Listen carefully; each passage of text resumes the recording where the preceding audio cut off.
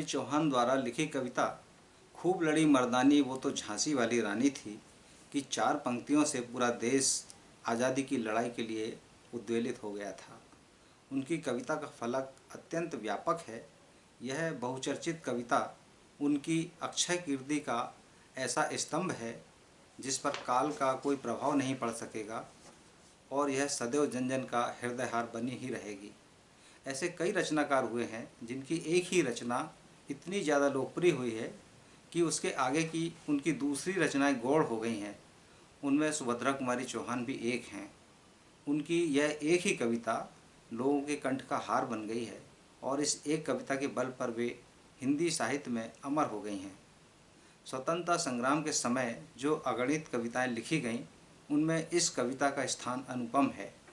यह कविता एक ऐसी कविता है जो बुंदेलखंड की हर जवान पर है, जिससे उन्हें बड़ी प्रसिद्धि मिली। उनके राष्ट्रीय भाव, देश प्रेम, तत्कालीन इतिहास, सामाजिक जीवन, संस्कृति आदि के इसमें विस्तार से दर्शन होते हैं। सुभद्रा कुमारी चौहान का नाम मैथिली शरण गुप्त, माखनलाल चतुर्वेदी, बालकृष्ण शर्मा नवीन आदि की यशस्वी परंपरा में आदर के साथ लिया जाता है। वह 20वीं शताब्दी की सर्वाधिक यशस्वी और प्रसिद्ध कवित्रियों में अग्रणी हैं। सुभद्रा कुमारी चौहान की मेरी कविता, जलियांवाला बाग में आया बसंत, राखी, विजय मयूर आदि अनेक कविताओं में भी उनका देश प्रेम झलकता है। कविताओं में तुक या लय का उन्होंने सदा ही ध्यान रखा है, जिससे छंदों में गति, यति का सुंदर प्रयोग हुआ है।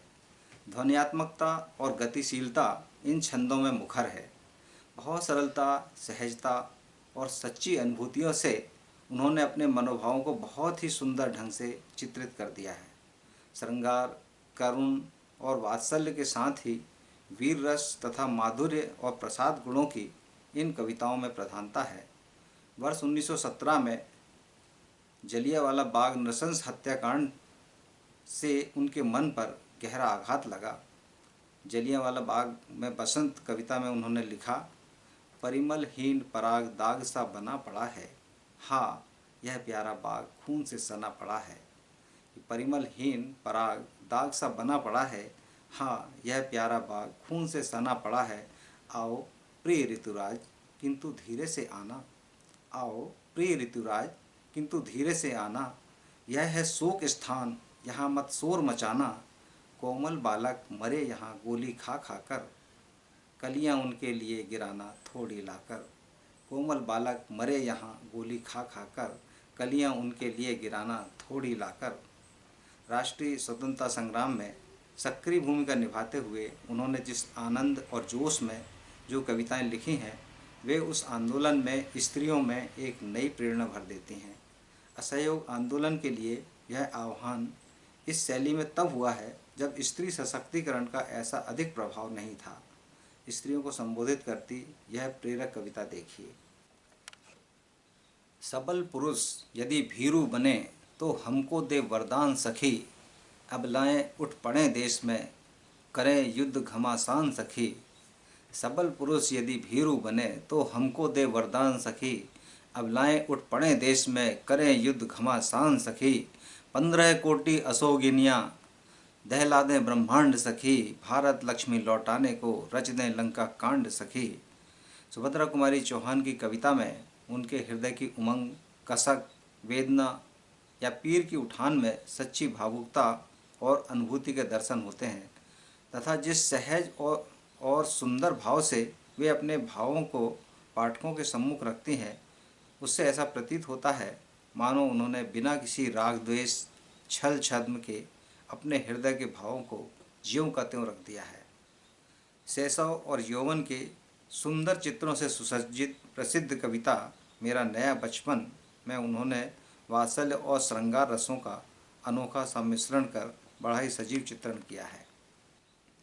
मैं बचपन को बुला रही थी, बोल उठी बिटिया मेरी, नंदन वंशी फूल उठी यह छोटी सी कुटिया मेरी।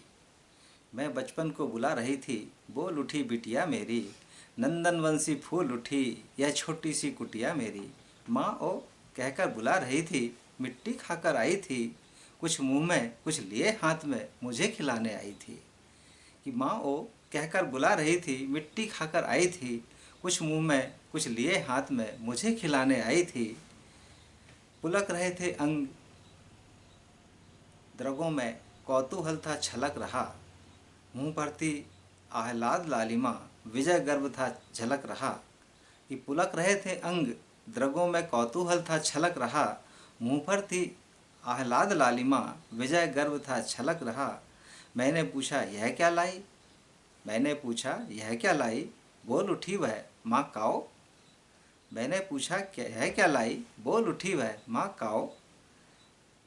हुआ प्रफुल्लित हृदय खुशी से, मैंने कहा तुम ही खाओ। हुआ प्रफुल्लित हृदय खुशी, तुम ही खाओ। शैशव से प्रेम पर जितनी सुंदर कविताएं उन्होंने लिखी हैं वे अतुलनीय हैं। निर्दोष और अल्हड़ बचपन को जिस प्रकार स्मृति में बसाकर उन्होंने मधुरता से अभिव्यक्त किया है वे कभी पुरानी न पड़ने वाली कविताएं हैं।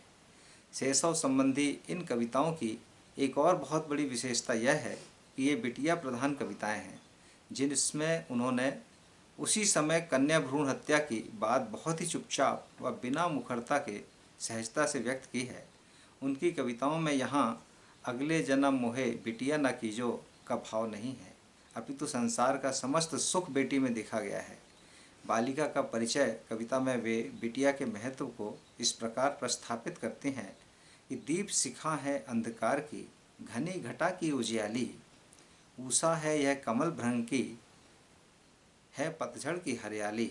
कि दीप शिखा है अंधकार की, घनी घटा की उजियाली, उषा है यह कमल भ्रंग की, है पतझड़ की हरियाली।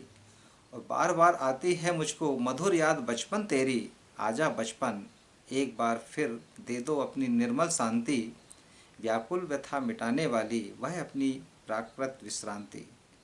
सुभद्रा कुमारी चौहान ने मातृत्व से प्रेरित होकर बहुत सुंदर बाल कविताएं भी लिखी हैं। यह कविताएं भी उनकी राष्ट्रीय भावनाओं से ओतप्रोत थे। प्रकृति के प्रति उनका गहन अनुराग रहा है। नीम फूल के प्रति, मुरझाया फूल आदि कविताओं में उन्होंने प्रकृति का चित्रण बड़े सहज भाव से किया है। उनका भक्ति भाव काफ़ी प्रबल है। उनकी अंतिम कविता में पूर्ण मन से प्रभु के सम्मुख सर्वात्म समर्पण की इससे सुंदर सहज अभिव्यक्ति नहीं की जा सकती। कि मैं अछूत हूँ, मंदिर में आने का मुझको अधिकार नहीं है। मैं अछूत हूँ, मंदिर में आने का मुझको अधिकार नहीं है, किंतु देवता यह न समझना तुम पर मेरा प्यार नहीं है। किंतु देवता यह न समझना तुम पर मेरा प्यार नहीं है। प्यार असीम अमिट है, फिर भी पास तुम्हारे आ न सकूँगी। यह अपनी छोटी सी पूजा चरणों तक पहुँचा न सकूँगी। इसीलिए इस अंधकार में मैं छिपती छिपती आई हूँ, तेरे चरणों में खो जाऊँ इतना व्याकुल मन लाई हूँ। तुम देखो पहचान सको तो तुम मेरे मन को पहचानो, जग ना भले ही समझे मेरे प्रभु मेरे मन की जानो। सुभद्रा कुमारी चौहान अपनी दो महत्वपूर्ण प्रसिद्ध कविताओं झांसी की रानी और मेरा नया बचपन से सभी के मन में कवित्व की गहरी छाप छोड़ती हैं। भाषा सरल, सहज व बोधगम्य है। वे मुहावरे और लोकोक्तियों का बहुत ही सटीक ढंग से प्रयोग करती हैं। उनकी काव्य साधना और देश प्रेम के कारण हम उन्हें सदैव याद रखेंगे।